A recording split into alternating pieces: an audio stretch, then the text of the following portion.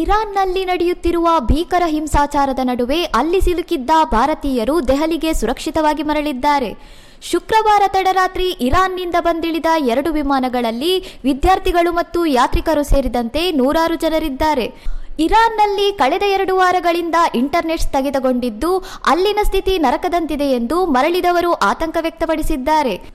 Khamenei ಆಡಳಿತದ ವಿರುದ್ಧದ ಪ್ರತಿಭಟನೆಗಳಲ್ಲಿ ಇದುವರೆಗೆ ಸುಮಾರು 3,000 ಮಂದಿ ಬಲಿಯಾಗಿದ್ದಾರೆ ಎಂಬ ಆಘಾತಕಾರಿ ಮಾಹಿತಿ ಲಭ್ಯವಾಗಿದೆ. ರಸ್ತೆಯಲ್ಲೂ ಬೆಂಕಿ. ಪ್ರತಿಭಟನಾಕಾರರ ಆಕ್ರೋಶದ ನಡುವೆ ಭಾರತೀಯ ರಾಯಭಾರ ಕಚೇರಿ ತನ್ನ ನಾಗರಿಕ ನೆರವಿಗೆ ನಿಂತಿದೆ. ಅಮೆರಿಕ ಮತ್ತು ಇರಾನ್ ನಡುವಿನ ಮಿಲಿಟರಿ ಸಂಘರ್ಷದ ಭೀತಿ ಹೆಚ್ಚಾಗಿರುವುದರಿಂದ ಇರಾನ್ಗೆ ಪ್ರಯಾಣಿಸಿದಂತೆ ಭಾರತ ಸರ್ಕಾರ ಎಚ್ಚರಿಕೆ ನೀಡಿದೆ. ಇನ್ನಷ್ಟು ಸುದ್ದಿಗಳಿಗಾಗಿ ನೋಡ್ತಾ ಇರಿ ಸೌರಂ ಟಿವಿ.